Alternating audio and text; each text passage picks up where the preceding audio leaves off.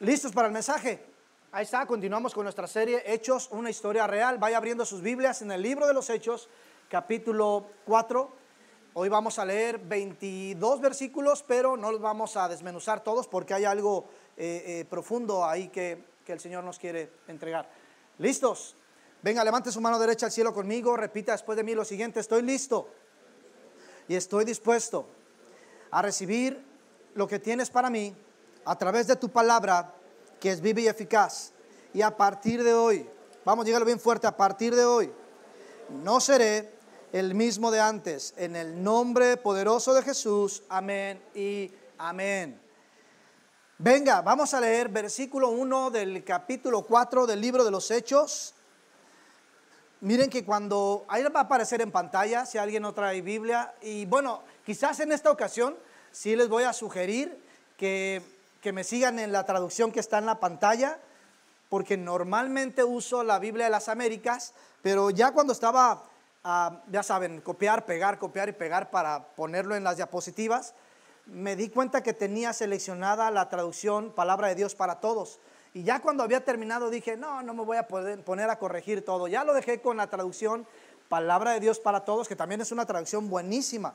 Pero para que no se pierda usted leyendo Reina Valera 1960 y allá en las pantallas Palabra de Dios para Todos, sígame con la traducción que está en pantalla para mejor entendimiento. ¿Sale?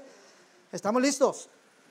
Venga, ahí está el primer versículo. Dice: unos sacerdotes, el capitán de la guardia del templo y algunos saduceos se acercaron mientras Pedro y Juan todavía les estaban hablando al pueblo. Bueno, la semana antepasada, porque la semana pasada estuvo mi buen amigo David Diazo con nosotros, y la semana antepasada cerramos el capítulo 3, en donde vimos cómo los apóstoles, yendo al templo, sanan a un cojo de nacimiento.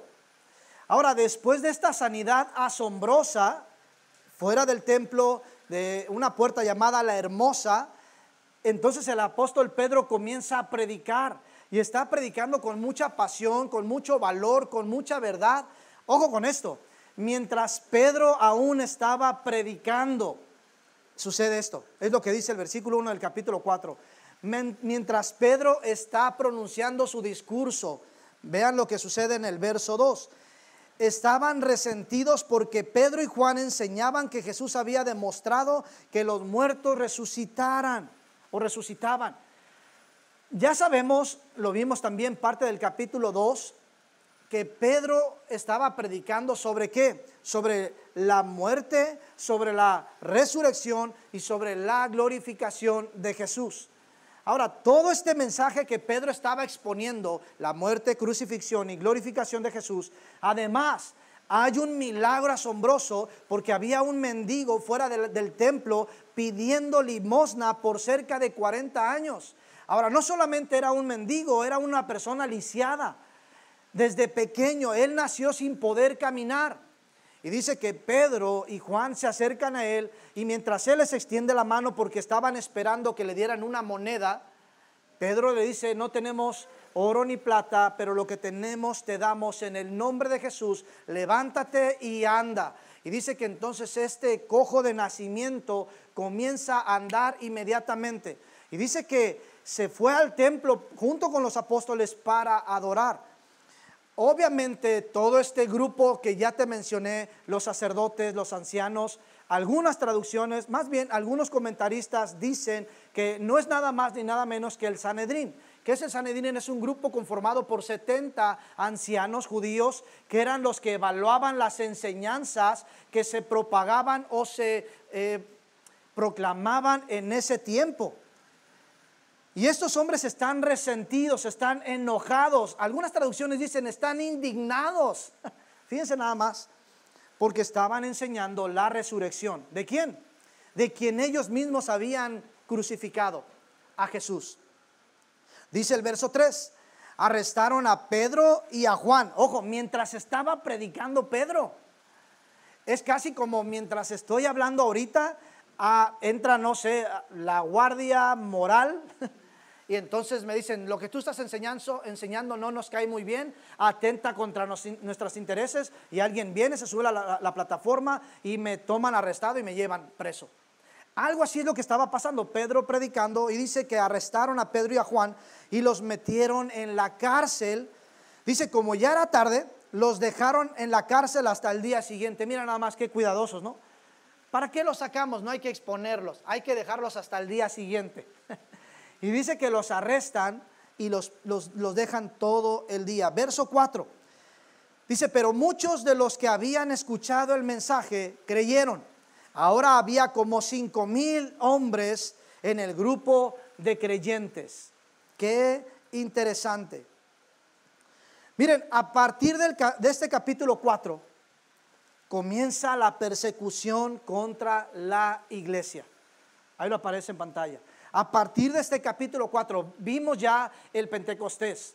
Estaban todos reunidos, al menos 120 personas, y dice que fueron llenas del Espíritu Santo y se les repartieron lenguas como de fuego. Ya vimos ese suceso extraordinario, asombroso. Ahora dice que la iglesia estaba creciendo, de 120 personas pasan a 3,120.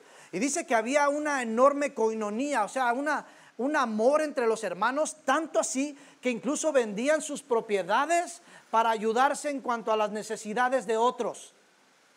Había una iglesia hermosa. Ahora, no todo lo que es bueno dura para siempre. Y aquí, a partir de este capítulo 4, comienza una férrea, encarnizada persecución contra la iglesia recién nacida, la iglesia de Cristo. Y dice ahí que ya encarcelaron a Pedro y a Juan. ¿Por qué razón?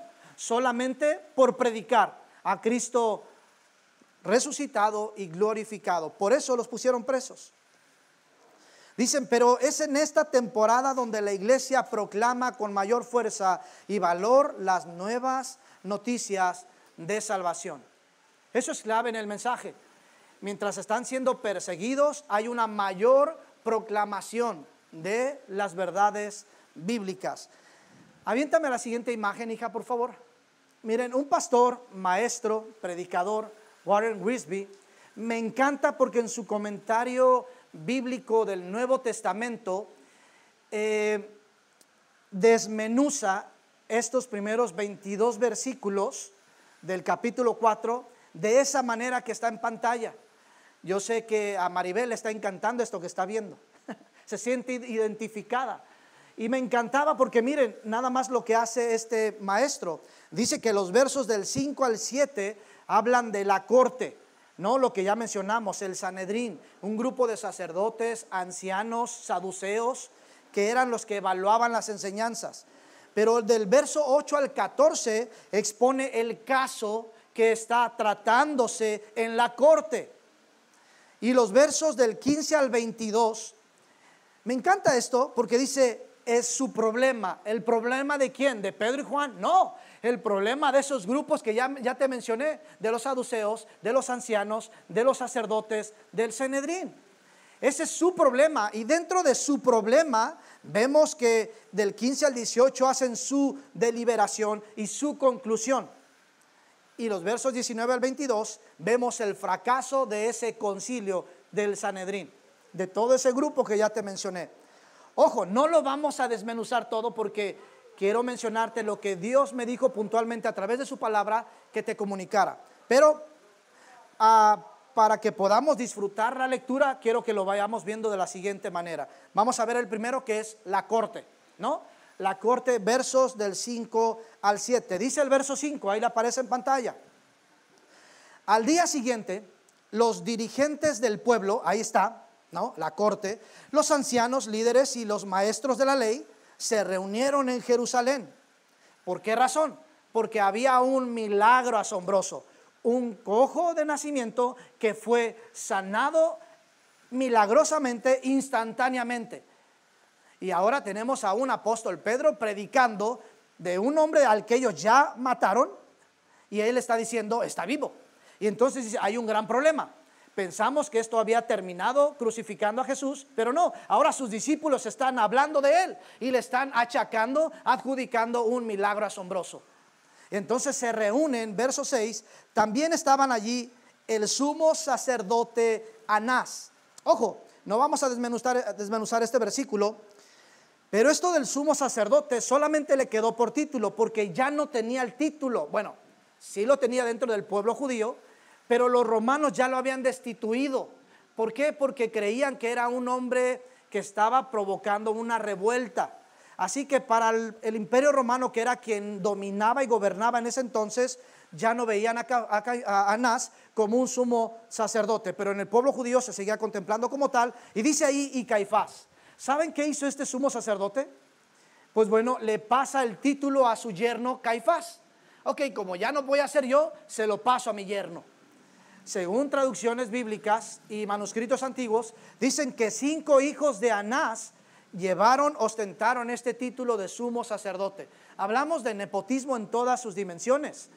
Es casi como ahorita yo estoy predicando y estoy pastoreando esta iglesia, gloria al Señor por eso.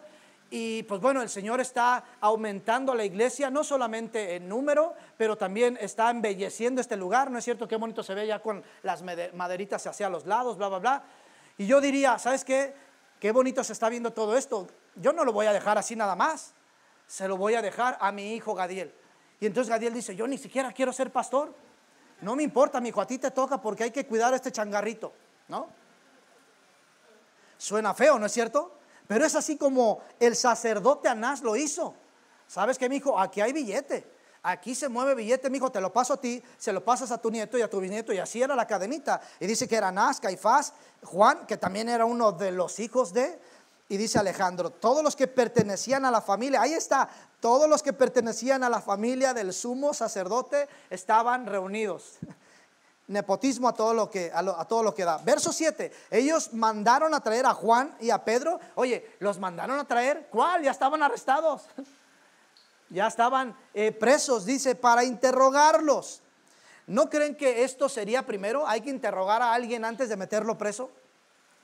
Pero bueno, ya después de ahogado el niño, no, ya quiere uno tapar el pozo. Y dice, hacen una pregunta a estos hombres. Todo este concilio le hacen una pregunta directa a Pedro y Juan. Y dicen, ¿por medio de qué tipo de poder y autoridad sanaron al paralítico?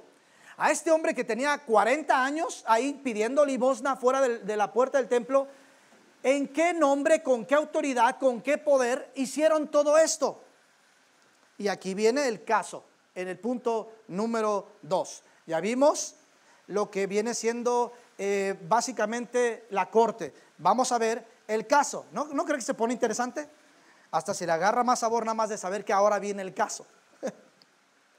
Verso 8 dice, entonces Pedro, me encanta esto, lleno del Espíritu Santo, les dijo, dirigentes del pueblo y ancianos líderes de Israel. Una pausa aquí.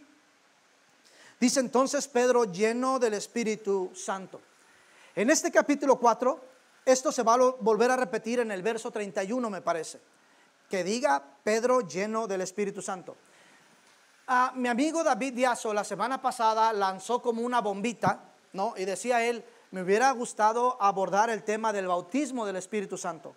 Familia, hay una gran diferencia entre el bautismo del Espíritu Santo y la llenura del Espíritu Santo. Aquí Pedro, que ya ha sido bautizado, Pedro que ya tiene al Espíritu Santo, dice, ahora el Espíritu me tomó, y lo va a volver a decir más adelante. Hace ratito Eric, mientras oraba, decía, Señor, llénanos más de tu presencia, más de tu Espíritu.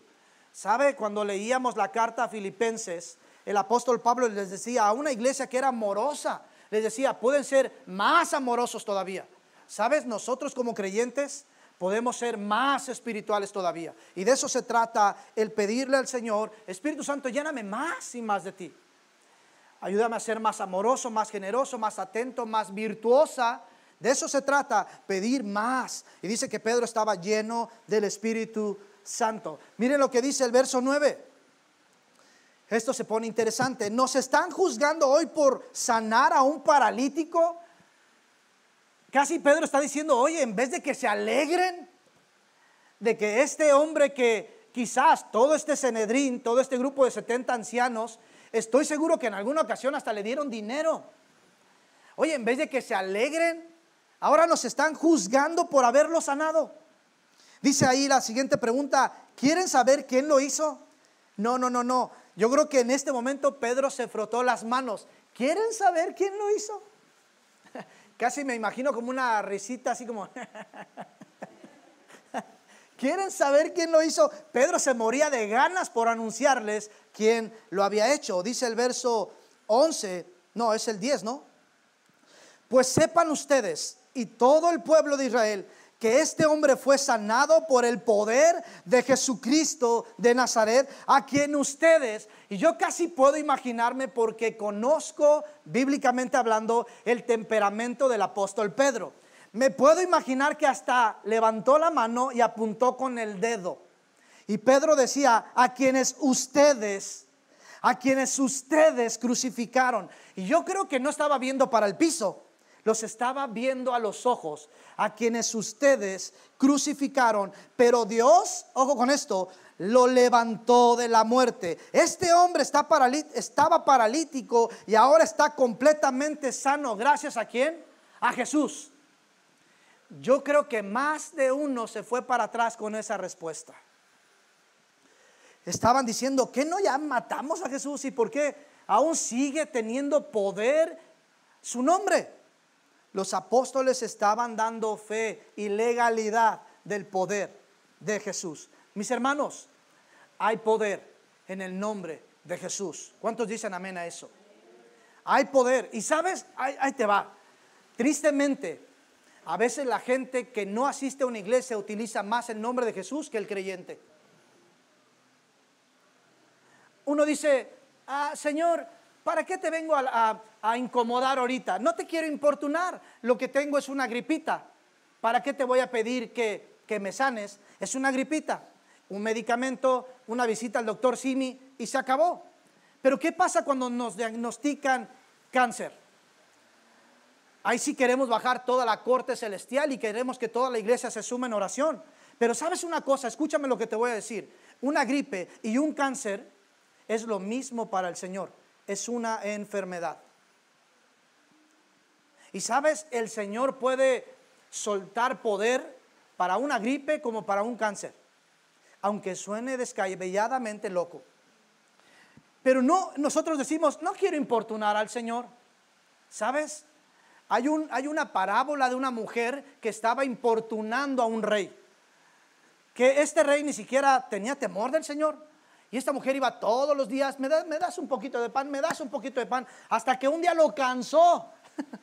Y le dijo, ¿sabes qué? Esta mujer, denle pan ya para que se vaya. Y dice el Señor, ¿cuánto más nuestro Padre? Si nosotros lo buscamos. Familia, no perdemos nada con orar. Si alguien está cansado, y decía Eric en su oración, si alguien está cansado de orar, mi hermano, no pierdes nada con orar. Él tiene tanto que darnos, pero hay que pedirlo y hay que utilizar el nombre poderoso de Jesús. ¿Cuántos dicen amén? Miren lo que dice el verso 11, vamos a ir rapidito. Este Jesús, la piedra, dice, este Jesús es la piedra que ustedes los constructores rechazaron, se ha convertido en la piedra principal. Me encanta, el apóstol Pablo sigue intenso. Dice, ustedes lo crucificaron, y después va a decir, ustedes son los constructores. Y yo creo que más de uno pensó, claro, no te equivocas, Pedro.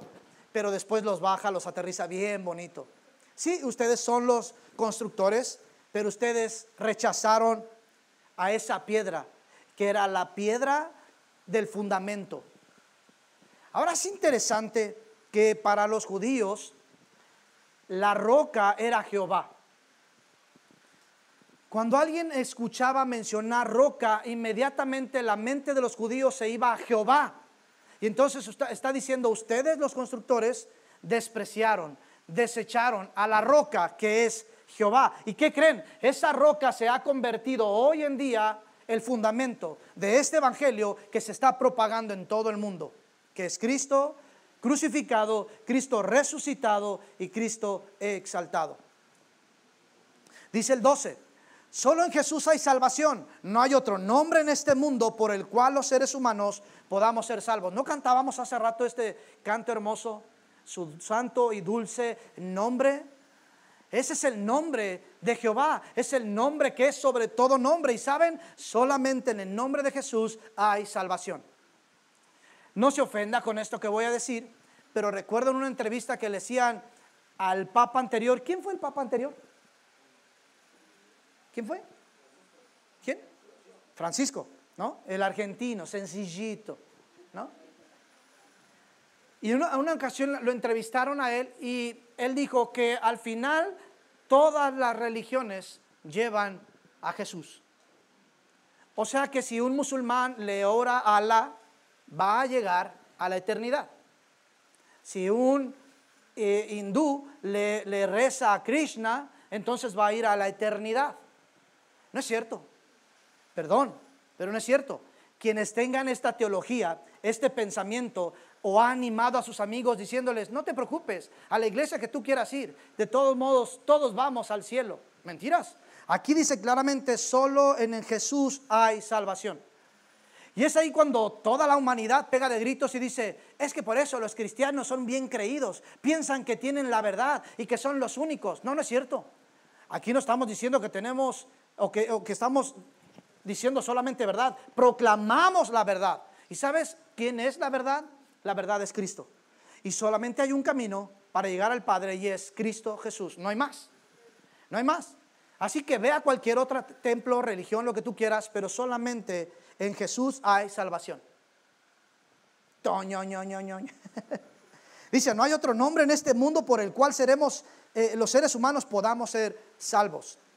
Ojo, ni en este mundo, ni en otro mundo, ni en esta la galaxia, ni en otra galaxia, solamente en el nombre de Jesús. Dice el verso 13: Pedro y Juan eran hombres sencillos, sin educación. O sea, sé que eran galileos, pescadores, sin letras. Dice: las autoridades se asombraron cuando vieron que ellos no tenían miedo de hablar. Entonces se dieron cuenta de que Pedro y Juan habían estado con Jesús. ¿Cómo no? Estos mismos que habían ahora arrestado a Pedro y a Juan habían crucificado a Jesús. Estos mismos. Así que se dieron cuenta, estos estaban con Jesús. ¿Por qué? Por la forma en la que hablaban. Dice el verso 14: además el que había sido sanado estaba junto a ellos, por eso no podían decir nada en contra. Por si fuera poco, Pedro hablando, y a un ladito el que había estado por 40 años tirado en el piso, ahora estaba brincando mientras Pedro predicaba. Qué interesante, ¿no? O sea, ¿cómo lo acusamos si ahí está la evidencia? Ahí está ese hombre de 40 años pidiendo dinero y que no se podía levantar, lo llevaban sus familiares, se arrastraba por el piso, y ahora está a un ladito de Pedro mientras predica, él está brincando. No podían hacerles nada porque la evidencia estaba ahí.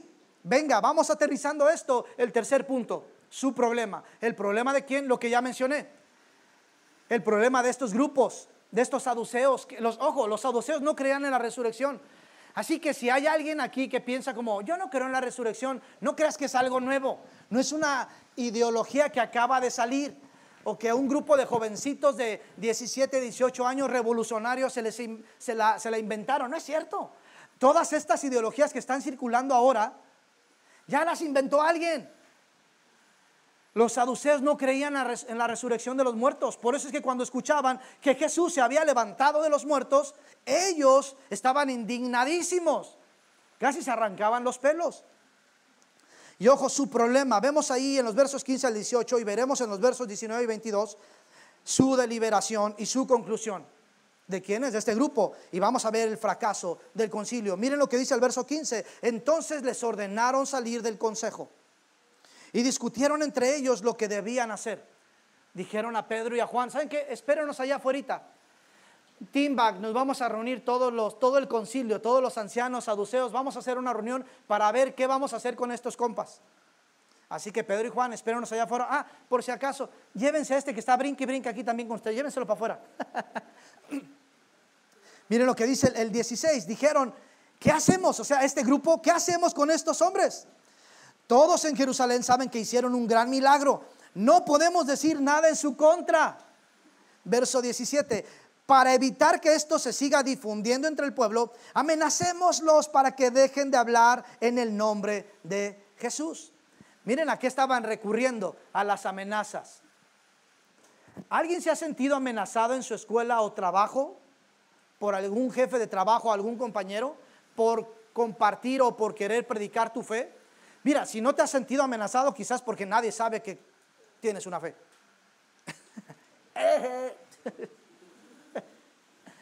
Porque cuando tus compañeros en la escuela sepan que eres creyente, créame, no te vas a acabar la carrilla.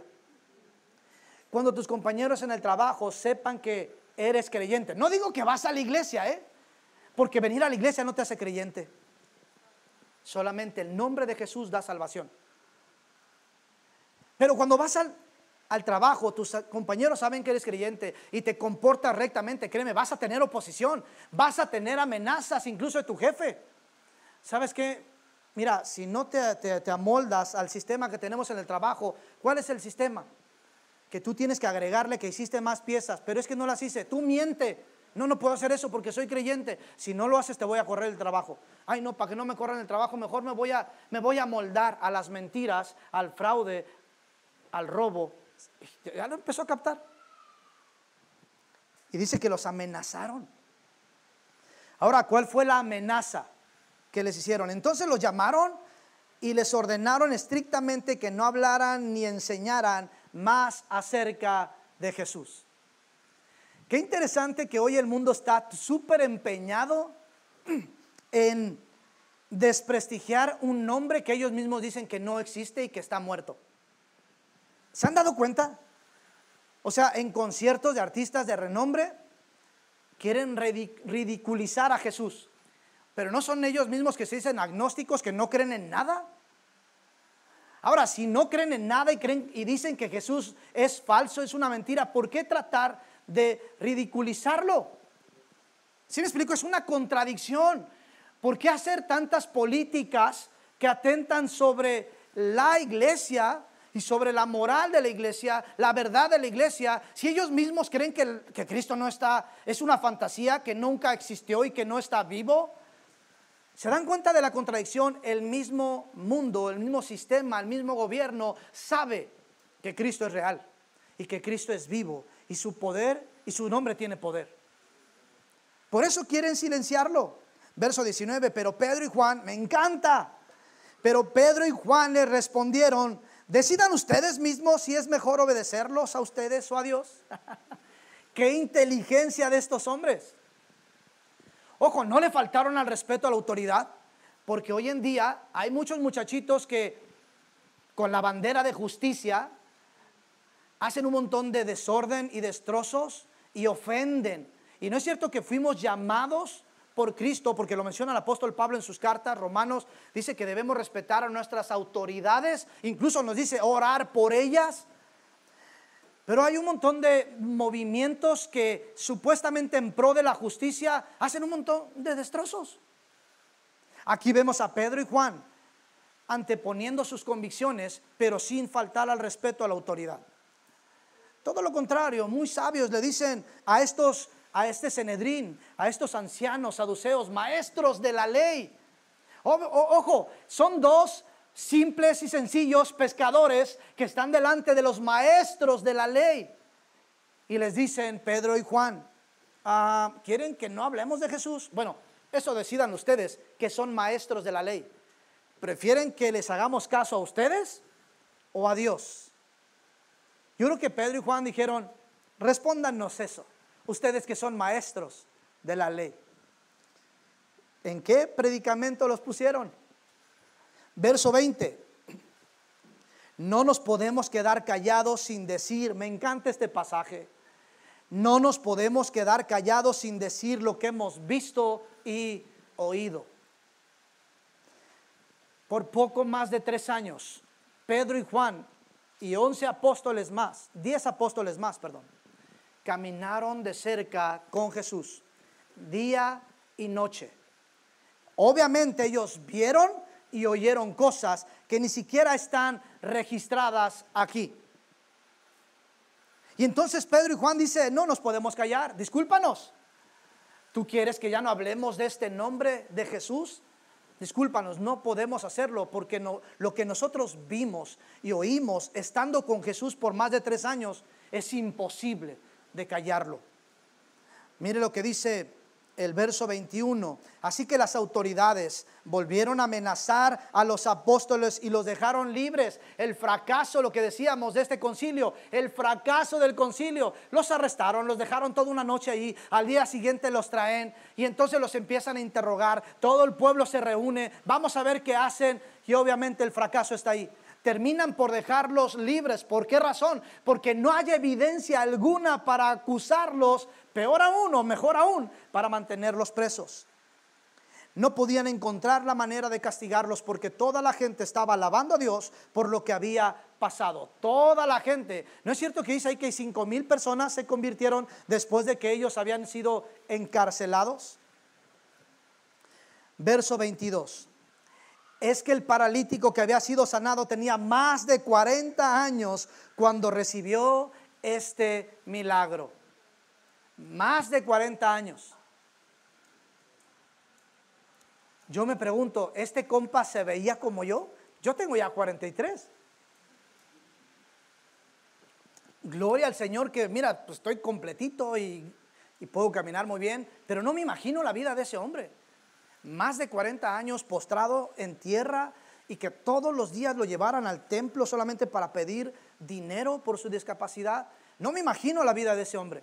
Ahora, cuando pensaba en ese hombre, pensaba en mí y lo único que hacía, Señor, gracias porque nací un poco loco, ¿no? Porque me sacaron con forceps, ¿no? O sea, también fui prematuro a los 8 meses, me sacaron por forceps, eso me dejó una cabezota bien inmensa. Gracias al Señor que mi mamá me trató bien, ¿no? Y mi cabecita ya tiene su medida estándar. Creo que no quedé muy bien después de que me jalaron tan fuerte, pero digo, Señor, puedo caminar. ¿No es cierto que hay muchas cosas por las que deberíamos de agradecer al Señor y no pasar por alto? Rápidamente, familia, mira lo que dice 2 de Timoteo 4, verso 1 al 5. Ahí lo tienes en pantalla. Cuando Jesucristo regrese como Rey.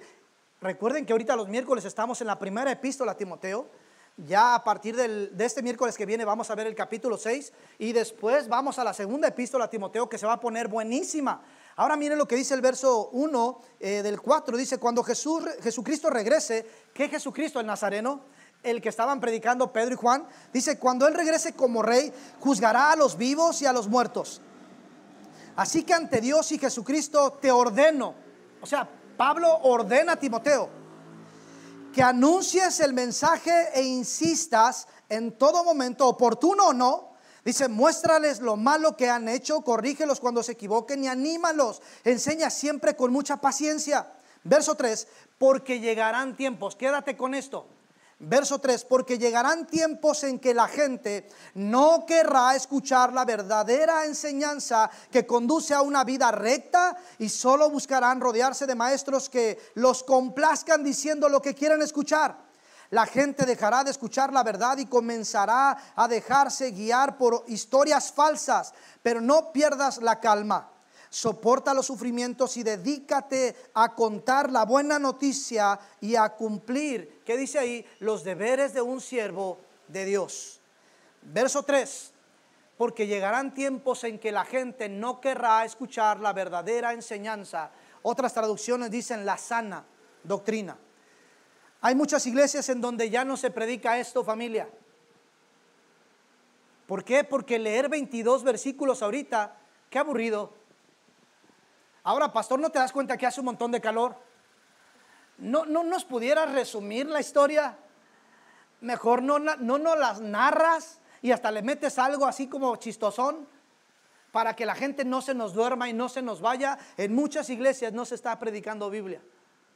Pero dice, llegará un día, yo creo que estamos ya en esos tiempos también, en que la gente no soportará que se hable Biblia. ¿Sabe por qué? Porque la Biblia es muy confrontadora.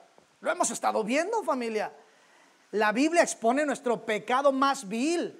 ¿A la luz de quién? A la luz del Evangelio, a la luz de su palabra. No a la luz de las personas, ya lo hemos dicho. Si la luz no está dando su efecto, va a tener que ser expuesto el pecado. Pero familia, hoy en día hay mucha gente resistiendo la sana doctrina.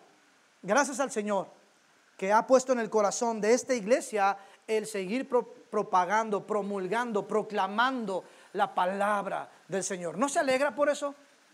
¿No le da un aplauso al Señor por eso?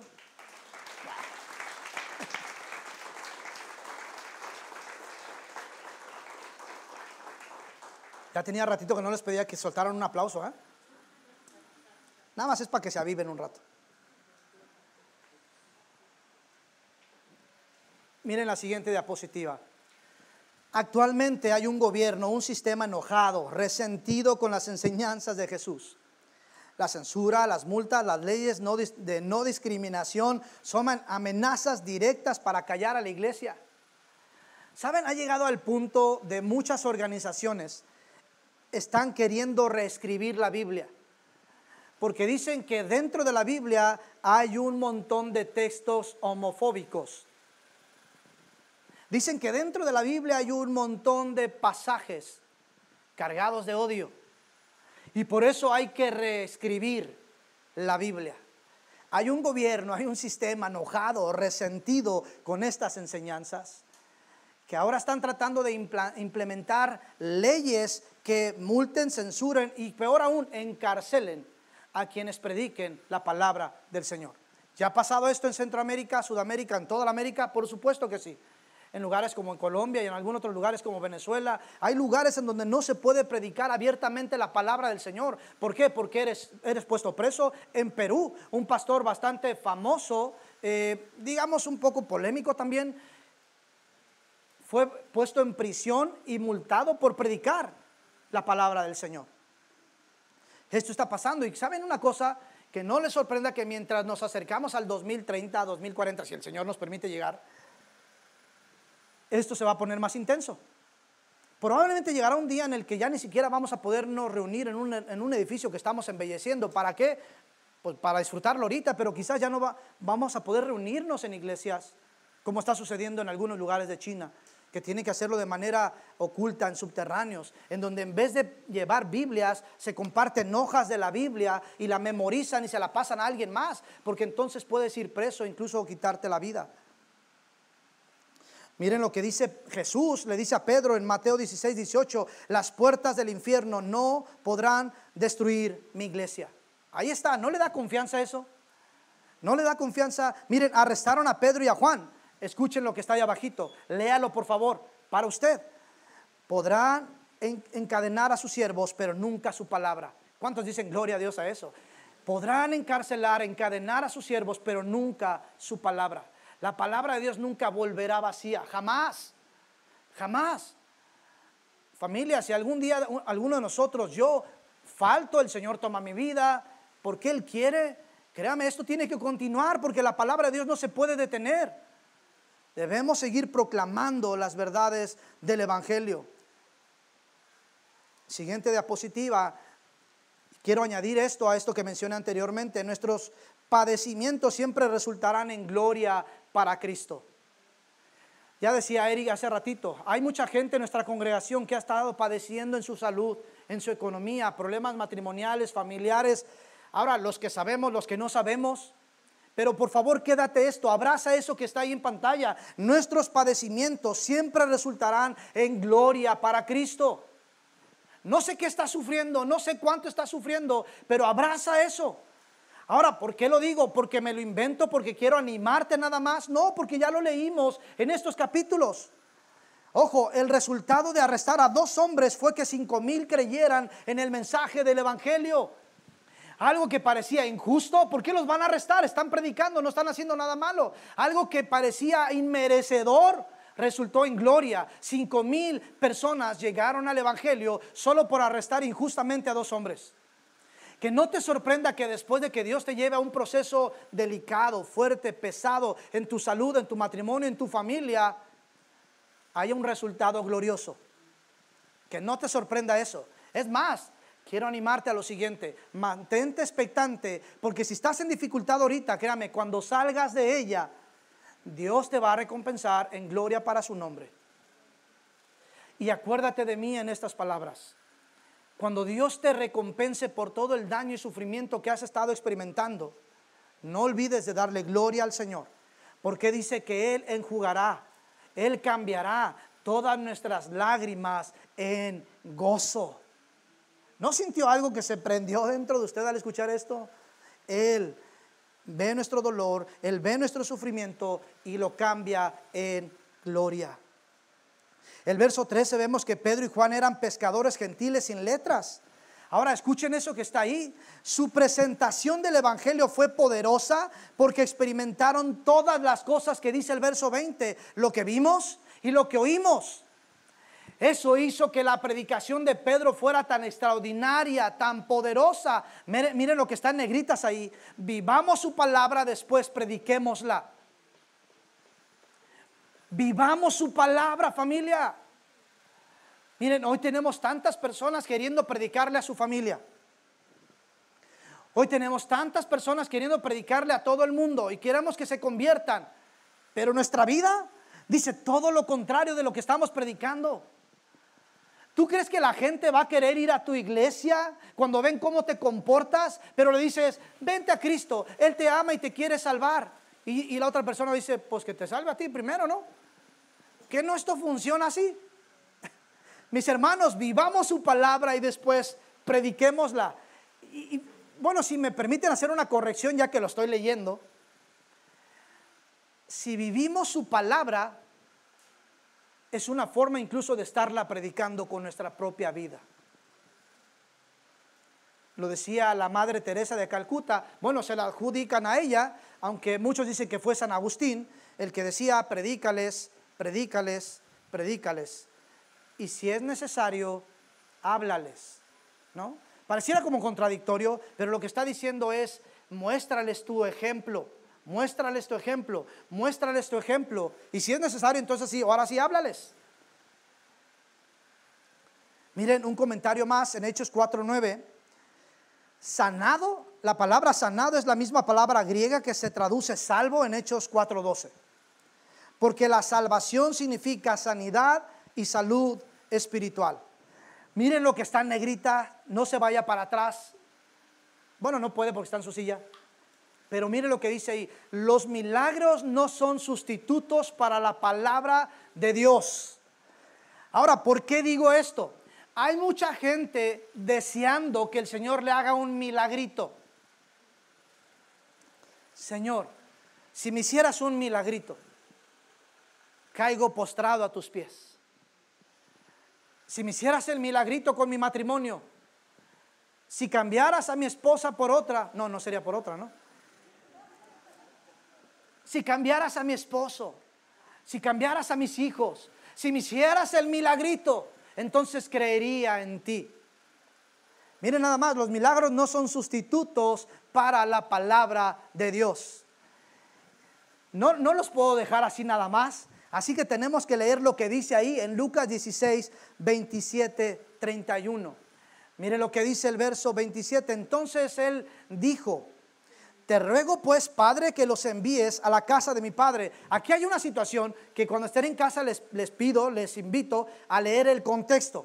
Habla de un hombre rico, Lázaro y el rico, que van al infierno y otro al cielo. Y hay una conversación ahí bastante interesante. Dice, te ruego pues, Padre, que los envíes a la casa de mi padre, pues tengo 5 hermanos. O sea, el rico está hablando aquí que está en el infierno y Lázaro está en el cielo. Y dice, Padre, te ruego que por favor envíes a alguien. Él ya está en el infierno. Ojo, él está en el infierno y le dice, te ruego que envíes a alguien. Verso 28, pues tengo 5 hermanos, de modo que él los prevenga. O sea, a quien tú envíes, dice, él los prevenga para que ellos no vengan también a este lugar de tormento. Pero Abraham dijo, verso 29, ellos tienen a Moisés y los profetas, que los oigan a ellos. Y el rico contestó, no, padre Abraham, sino que si alguien va a ellos de entre los muertos, se arrepentirán. Por favor, envía a alguien. Si alguien de aquí del infierno va y les predica, se van a arrepentir. Y entonces la respuesta, verso 31, pero Abraham dijo, ellos tienen a Moisés y sus enseñanzas. Y a los profetas, tampoco se persuadirán si alguien se levanta de entre los muertos. ¿Qué quiere decir esto aquí, familia? El rico está diciendo que está en el infierno, por favor envíales a alguien a predicar. Y entonces el Señor responde, no, ustedes ya tienen a Moisés y los profetas. Esto es como, ustedes ya tienen las escrituras, ustedes ya tienen la Biblia. Señor, hazme un milagrito, por favor, y creo en ti. No, ya tienes la Biblia, tienes todo mi consejo, tienes toda mi palabra aquí. No, Señor, pero si les hicieras un milagro, ellos creerían. No, no, no, porque tienen la palabra. Y dice ahí, si no escuchan a Moisés y los profetas, ojo familia, si no leemos la palabra, aunque venga un muerto del infierno y nos predique, no vamos a creer. ¿Sabes? He visto gente que ha sido sanada del cáncer y ya no están caminando con el Señor. He visto gente que fue restaurada de sus finanzas cuando estaban quebradísimas y ya no han vuelto al Señor. Pero oraron diciendo, Señor, si restauras mi economía. Y el Señor restauró la economía. Y nunca más se volvieron a parar en una relación con el Señor. ¿Por qué? Porque los milagros no sustituyen la palabra del Señor. Para finalizar, un filósofo existencialista, por si fuera poco, Alberto Camus, dijo, ojo, es un filósofo existencialista. Miren lo que este hombre dice, alguien que no cree en las Escrituras, en Jesús, dice, lo que el mundo espera es que los cristianos hablen fuerte y claramente, de manera tal que jamás la menor duda pudiera sugerir en el corazón del hombre más sencillo. Lo repito, lo que el mundo espera es que los cristianos hablen fuerte y claramente. La última diapositiva. Jesús nos enseña que la justa protesta contra la injusticia siempre incluye sacrificio y sufrimiento y debe ser motivada por el amor. Familia, ¿a cuántos grados estamos aquí ahorita? ¿Alguien sabe? ¿A cuántos grados estamos? ¿Alguien sabe? ¿Cómo? 31. Aquí se siente como 45. Así que ustedes están más conchas que yo. Familia, hay un enemigo que nos quiere callar la trompita, ¿no? Nos quiere callar la boquita. No quiere que sigamos perseverando en la fe. No quiere que hablemos las buenas nuevas de salvación. Él quiere callar tu matrimonio, quiere callar tu vida, porque sabe que en el nombre de Jesús hay poder. Pero por favor escucha esto. No nos acobardemos. ¿Qué es lo que puede pasar? ¿Qué es lo peor que puede pasar? ¿Que nos pongan presos? Uno dice, contigo hasta la muerte, Señor, como Pedro, ¿no? ¿Qué es lo peor que puede pasar? ¿Que nos quiten la vida? Pero sabe, la misma palabra dice, ¿de qué le serviría al hombre ganar todo el mundo y perder su alma? O sea, ¿de qué nos serviría incluso proteger nuestra vida callándonos si al final vamos a perder nuestra alma? Porque quien niegue al Señor, Él lo va a negar. Quien cuide su vida por causa del Evangelio la va a perder, pero quien pierda su vida por causa del Evangelio la va a encontrar. Familia, ¿qué es lo peor que nos puede pasar? Esta vida no es lo único que existe. Hay una eternidad esperando por nosotros. Familia, esta vida no es lo único que existe. No sé qué tanto has estado luchando, que pienses que ya no, ¿para qué seguir? ¿Para qué continuar? Miren, escuché de un caso recientemente de una persona que se aventó de un paracaídas y no abrió su paracaídas porque lo único que ella quería era morir. ¿Por qué? Porque días antes su novio, con quien llevaba una relación de 8 meses, la terminó. Familia, esta vida no es lo único que existe. Hay una eternidad esperando por nosotros. Por favor, no nos demos por vencidos. Levantemos nuestra voz y proclamemos nuestra fe. Basta ya de callar. Basta ya de que los vecinos no se enteren que somos cristianos. Hey, ahí les va. Ya con esto cierro. Se los prometo, miren, ya cerré todo. Y ya me voy bajando. Miren, basta ya de ser cobardes en cuanto a nuestra fe. Nada más aviento la piedra y me voy. A quien salpique. Pero ¿sabes? Habemos un montón de creyentes, de cristianos, que cuando vamos a un restaurante no oramos por los alimentos? Porque no queremos que nos vean orar.